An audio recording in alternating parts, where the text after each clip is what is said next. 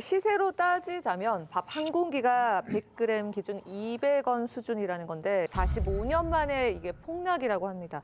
이렇게 농작물 가격이 변동함에 따라서 정부는 물론이고 시민들도 관심을 가지고 있는데요. 자, 쌀값 안정이 중요한 이유에 대해서 좀 얘기를 해볼까요?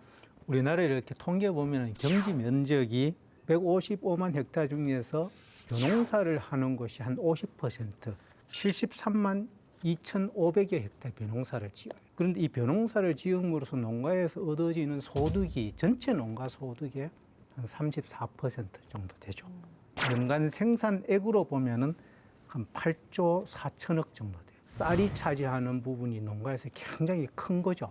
네. 거기다가 누가 뭐라고 해도 쌀은 우리 국민의 식량 안보에 직결되는 정말 100%의 자급률을 가지고 가야만이 안정되다고 할 수 있는 일이기 때문에 네. 그리고 쌀값이 안정되어야 농민들이 농사를 지속해서 지을 수 있다는 의미에서 쌀값 안정은 중요하죠. 예. 네. 이 쌀값 안정이 국가적으로 중요한 사례인데 또 우리 사생결단 지역 방송이지 않습니까? 예. 지역적 관점에서 더 중요한 부분이 있습니다. 그 조선 산업의 침체로 인해서 경남의 거제라든가 그런 조선 도시들이 특별히 더 많은 경제적 타격을 입었지 않습니까? 그렇다면은 농민들의 비율이 높은 지역이 어디냐?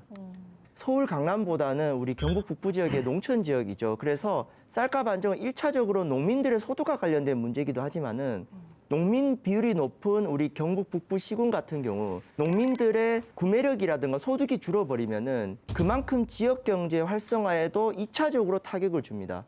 그래서 특히 농민 비율이 높은 전라남도라든가 경상북도 같은 경우는 비록 집권하는 정치색은 다르지만은 정책적인 요구가 유사해질 수밖에 없거든요.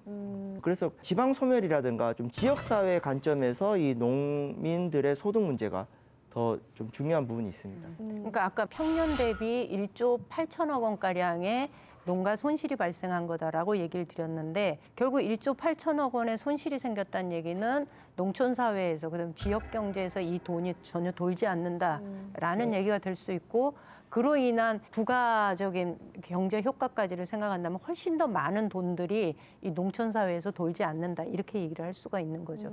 그런데 한편으로는 이런 얘기도 있어요. 농림부는 쌀값 문제에 대해서 그래도 좀 예민하게 반응하는 편인데 우리나라의 살림살이를 전체적으로 돈을 쥐고 있는 곳이 기재부지 않습니까? 네. 기재부가 이게 쌀값 관리에는 관심이 없었거든요. 예산 문제에 있어서도 배정하는데 굉장히 소극적이었던 거고 그래서 일부러 쌀값을 이렇게 떨어뜨려 놓고 그냥 두고 있는 거 아니냐라는 얘기를 들을 정도로 관리를 하고 있지 않는 거죠.